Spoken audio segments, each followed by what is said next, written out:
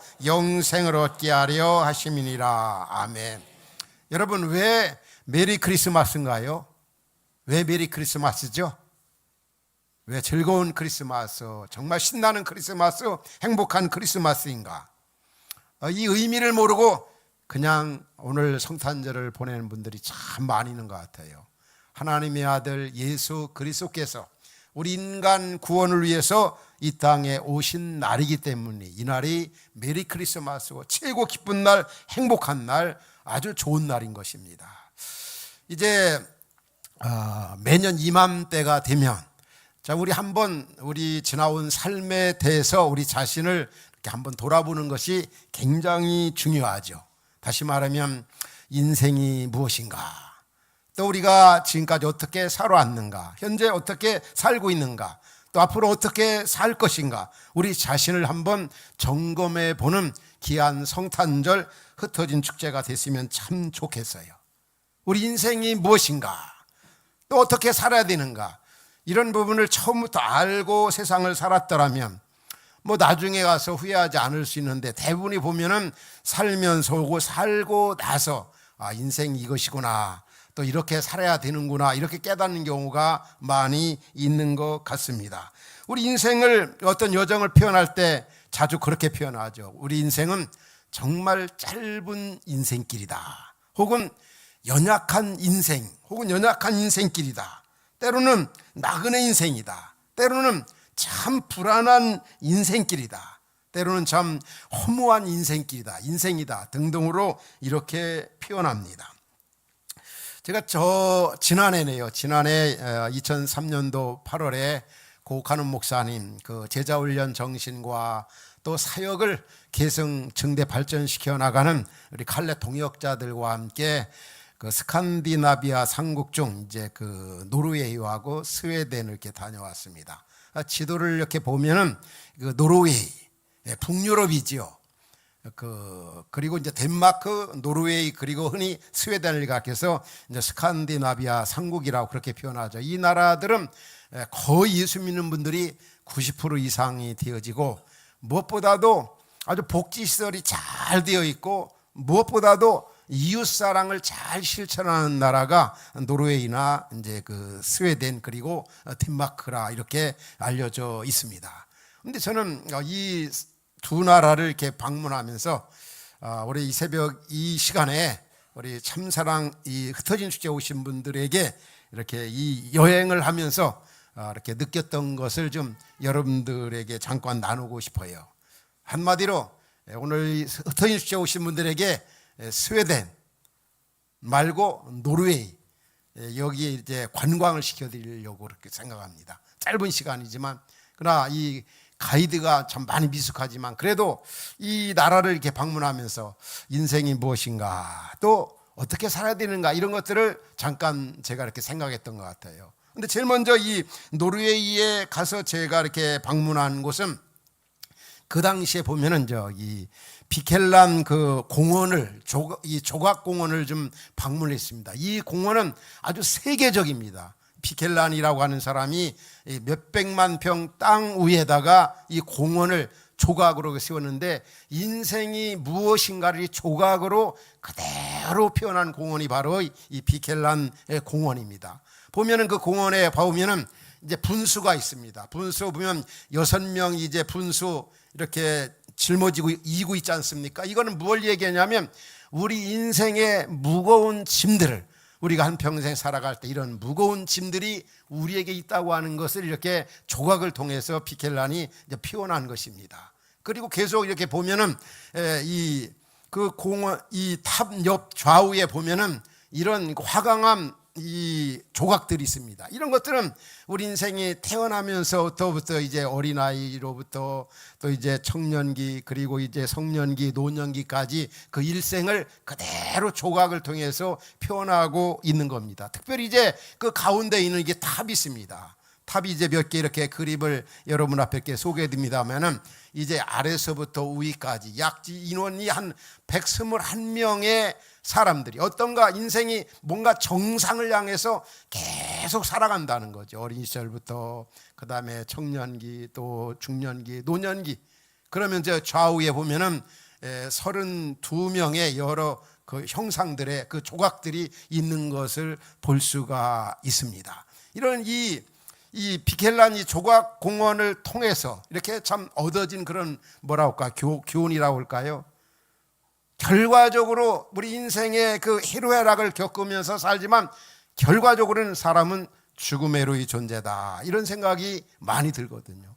이 비켈라는 조각을 통해서 인생 여정을 이렇게 표출했던 거죠. 표현했던 거죠.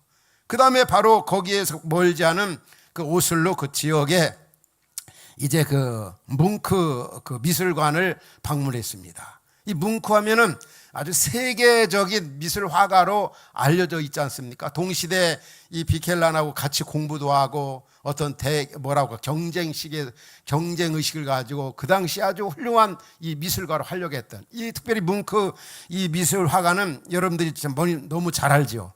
미술 한 점이 수백억 혹은 수천억 가는 그럴 정도로 이제 이렇게 경매가 난 적이 있습니다. 오늘날도 많이 알려져 있죠. 그런데 대부분이 이 뭉크의 그림은 아주 다 인생의 어두운 면만, 죽음이라든지 질병이라든지 그리고 어떤 이별이라든지 참 이런 면들, 어두운 면들을, 왜냐하면 이 뭉크가 이제 어린 시절에 이제 5살에 이제 그 어머니를 잃었습니다. 그 당시에 결핵으로. 원래 아버지는 이제 어머니보다 20살 위였습니다.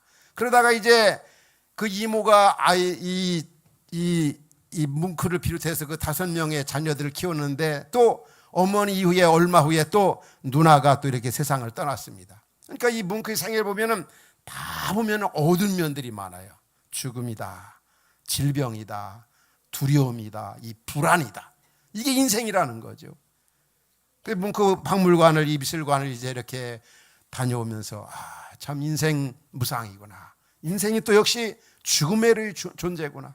다 죽는구나. 그러다가 그날 저녁 때 숙소 가까이 있는 이제 루터란 그 교회를 제가 이렇게 방문을 했어요.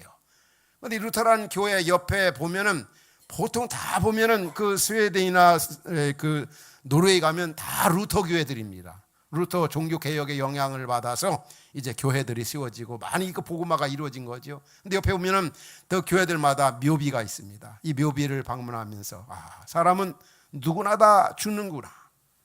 비켈란 조각공원을 방문하면서, 그리고 또 이 뭉크 미술관을 방문하면서, 또 루터 교회 있는 옆에 있는 무덤을 보면서 인생이 죽음의 로의 존재구나.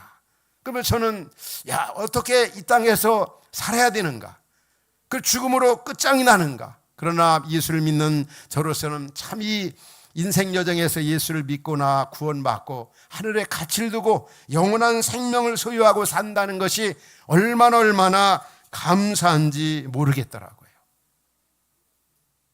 이 조각공원을 방문하면서, 미술관을 방문하면서, 교회 옆에 있는 무덤을 보면서 우리 사람이 죽음의 로의 존재다.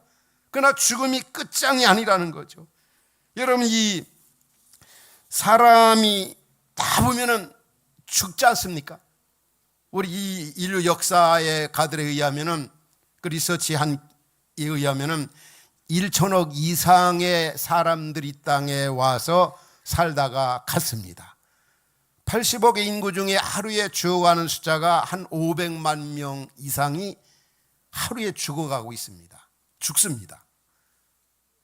저도 이제 목회를 37년 해가면서 교회 아무 규모가 있을 때 보면 1년에 세상을 떠나는 우리 성도들이, 하나님 앞에 가는 성도들이 때로는 하면 60명, 한 70명 사이 참 장례식을 많이 이렇게 치러봤어요.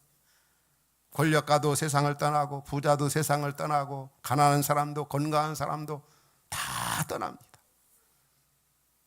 저희 어머니도 세상을 떠나 하나님 앞에 가신 지가 31년, 오늘이 추도일입니다. 이 1993년도 성탄절 예배를 드리고 어머님 또 임종이 가까운 그런 소식을 듣고 갔습니다. 가서 이제 마지막 이야기를 나누고, 어머님 정말 이 땅에 오셔서 수고 많으셨습니다.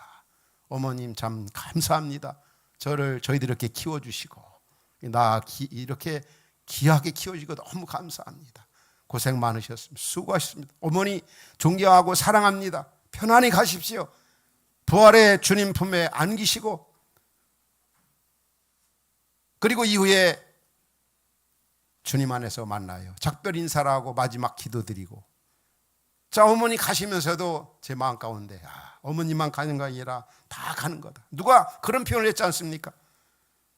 사람은 죽음의 존재로서 죽음만큼은 우리의 모두의 것이다. 나의 것이고 우리의 것이고, 다른 거 이 땅에 있는 거 우리 것이 없어도 죽음만큼은 다 우리의 것입니다. 자주 우리 성도님과 그런 얘기를 나눕니다. 앞으로 100년 후에 이 자리에 오면 여기 살아남을 분들이 있겠습니까? 한번 살아남을 분 같으면 한번 손들어 보세요. 없죠? 다 가는 겁니다. 그래서 이 죽음이라고 하는 게 우리 인류의 최대의 원수입니다. 죽음하면 참 두려움의 존재입니다. 사랑하는 그런 사람들과 이별, 다시는 볼 수 없고 만날 수 없고, 얼마나 이 죽음이 고독한 겁니까? 이 죽음, 모두에게 가장 원수고 두려움의 이 존재인 이 죽음, 우리 주님이 오신 이유가 뭡니까? 바로 이 죽음 문제, 죄 문제 해결을 위해서 이 땅에 오셨어요. 이 죽음이 어디서 왔습니까? 로마서 5장은 그렇게 말합니다. 한 사람이 범죄함으로 말미암아 죄가 세상에 들어오고, 죄로 말미암아 사망이 들어왔다. 한 사람, 아담 한 사람, 그리고 모든 인류가 다 하나님 앞에 죄를 범해버렸어요.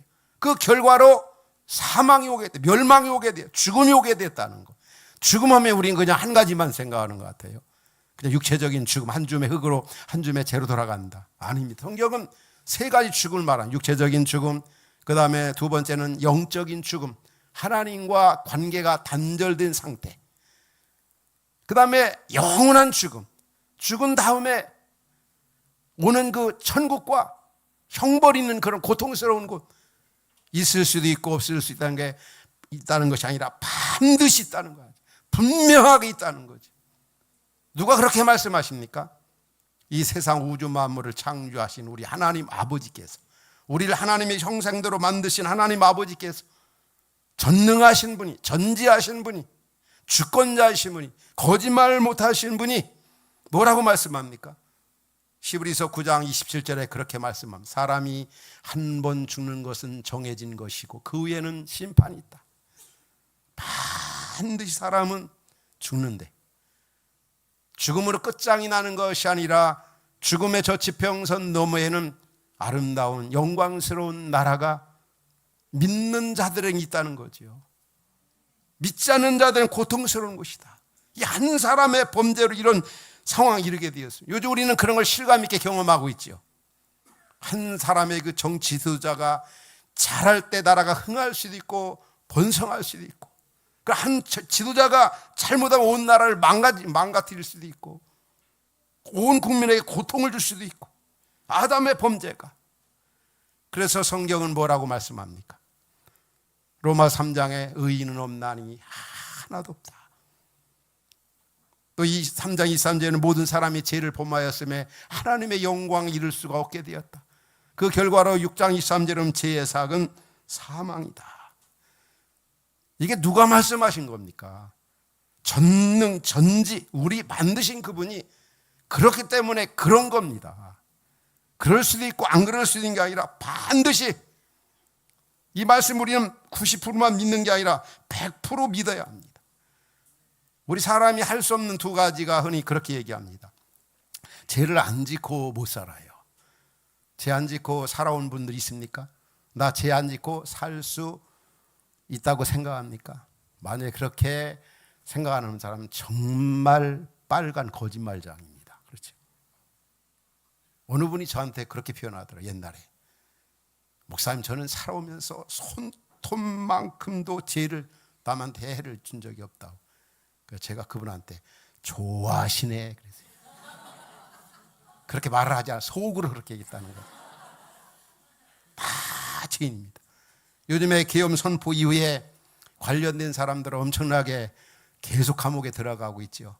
근데 감옥에 들어간 사람이나 들어가는 사람들 마음 가운데는 흔히 두 가지가 있다고 그러면, 첫 번째는 누군가를 원망하고 있다는 거예요. 또 한 가지는 너무 분하다는, 억울하다는 거죠. 왜냐하면 정말 밖에 보면 나보다, 자기보다 나쁜 사람들 굉장히 많거든요. 어떤 비교의식에서 오는 그놈은 나보다 훨씬 더 못되고 사기치고 별짓 다 있는데 나만 너무 억울하다는 거죠. 그러니까 사실 하나님 앞에 볼 때는 여기 앉아있는 우리들이나 감옥 간 사람이나 붙잡혀 들어가는 사람이나 거기서 거기입니다. 들키고 안 들킨 거 차이지고, 그렇죠? 그래서 하나님께서는 이 땅에 의인 없나니 하나도 없다. 이미 죄를 다 범해 버렸다. 이 죽음이라는 게, 멸망이라는 게 바로 죄로 왔다는 거죠. 그럼 이 죄를 어떻게 해결해야 되지 않겠어요? 그래서 바로 우리 예수님이 죄 문제, 죽음 문제 해결을 위해서 이 세상에 오신 겁니다. 마태복음 1장 21절에서 그렇게 말합니다. 아들을 낳으니 그 이름을 예수라라. 그가 자기 백성을 뭐라고요? 그들의 죄에서 구원할 자이심이라. 왜 예수 그리스도가 이 세상에 오셨습니까? 죄 문제, 죽음 문제 해결하려고 이 세상에 오신 겁니다. 얼마나 참 감사한 일입니까? 죄 문제, 죽음 문제, 이게 우리 인간에게 얼마나 불행을 가져왔습니까? 우리가 잘 아는 실존주의 철학자 이 폴 틸리가 그런 표현을 했잖아요. 용기라고 하는 책에서 우리 사람이 참 요즘 참 불안하지 않은 게, 그런데 첫 번째 불안한 게 뭐냐? 존재론적으로 참 불안하다는 말은 다 죽는다는 거 생각하면 다 불안하다는 거예요. 또 한 가지 목적론적으로 불안하다는 말은 어디서 와서 뭘 하다 어디로 가야 되는지 모르기 때문에 참 불안하다는 거죠.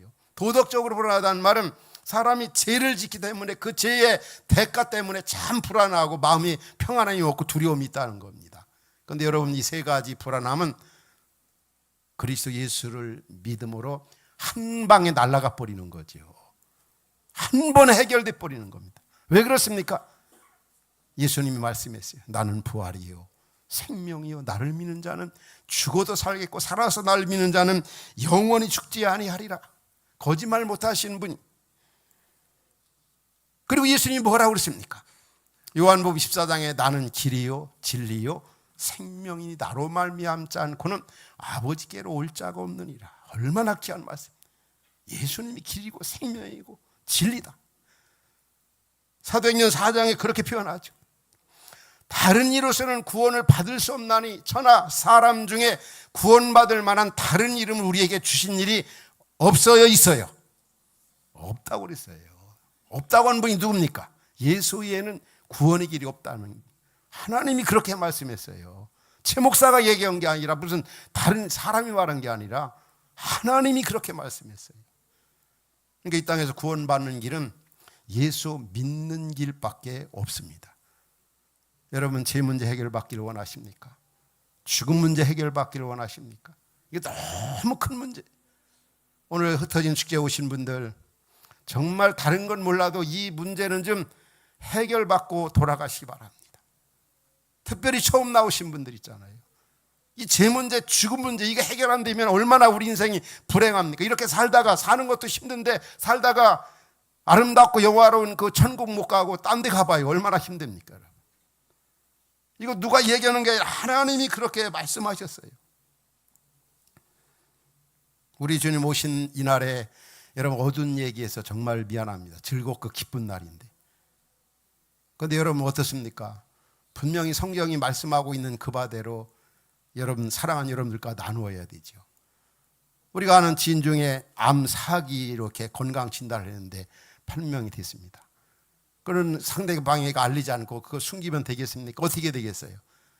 빨리 알려가지고 진단받고 또 처방하고 치료해야 되지 않습니까? 그냥 숨긴다고 됩니까? 성경이 뭐라고 제 문제 해결받지 못하면 망한다. 고통스러운 곳에 간다. 우리 사랑하는 우리들이 그곳에 가서는 안 되잖아요, 여러분. 우리 예수 믿고 이 부분을 확실하게, 다시 말하면 사는 길이 있습니다. 그 다른 길이 없습니다. 따라합시다. 믿는 길이다.